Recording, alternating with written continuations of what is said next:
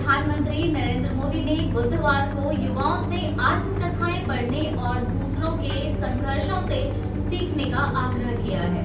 उन्होंने कहा है कि रील्स के युग में युवाओं को यह याद रखना चाहिए कि शॉर्टकट आपको छोटा कर देगा। दरअसल पूर्व राष्ट्रपति रामनाथ कोविंद की आत्मकथा Triumph of the Indian Republic my life my struggle के विमोचन के अवसर पर बोलते हुए पीएम मोदी ने कोविंद के जीवन और उनके संघर्षों की जमकर सराहना की।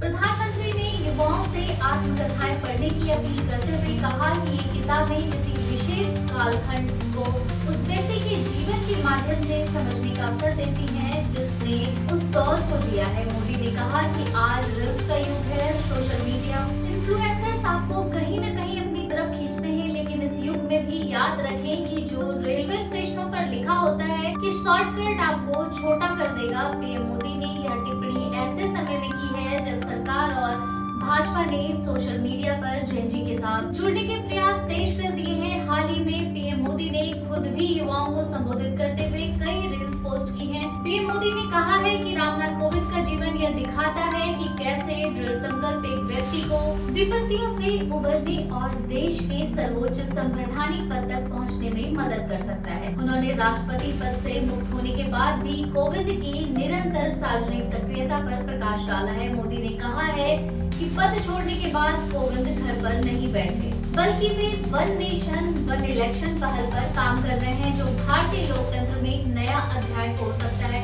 मोदी ने कहा कि इस पूरे मुद्दे पर पूर्व राष्ट्रपति के प्रयास भारतीय लोकतंत्र को मजबूत करने उनके निरंतर योगदान का हिस्सा है। प्रधानमंत्री ने कहा कि कोविंद की आत्मकथा भारतीय लोकतंत्र के लिए एक धरोहर बनेगी और नई पीढ़ी के पास इससे सीखने के लिए काफी कुछ होगा। उन्होंने कहा कि पुस्तक का शीर्षक बिल्कुल उपयुक्त है क्योंकि कोविंद का जीवन और संघर्ष भले ही व्यक्तिगत रहे हों, लेकिन उन संघर्षों की जीत भारतीय लोकतंत्र की जीत है। प्रधानमंत्री मोदी ने उस त्रासदी को भी याद किया जब बचपन में घर का सामान बचाने की कोशिश में आग लगने के कारण कोविंद ने अपनी मां को खो दिया था। प्रधानमंत्री ने आगे कहा कि यह घटना उन्हें तोड़ सकती थी, लेकिन इसके बजाय इसने उन्हें और मजबूत बनाया और उनके पिता ने उनमें संस्कार जगाने की बड़ी भूमिका निभाई। इस मौके पर पूर्व राष्ट्रपति रामनाथ कोविंद ने अपने बचपन की घटनाएं और अपने परिवेश से सीखे गए मूल्यों को याद किया। उन्होंने कहा कि मैं उत्तर प्रदेश के कानपुर देहात के गांव से आता हूं। मैंने ग्रामीणों से आपसी करुणा और प्रेम सीखा है। कोविंद ने याद किया कि कैसे उनके घर की छत से बारिश का पानी टपकता था और पूरा परिवार बारिश रुकने का इंतजार करता रहता था।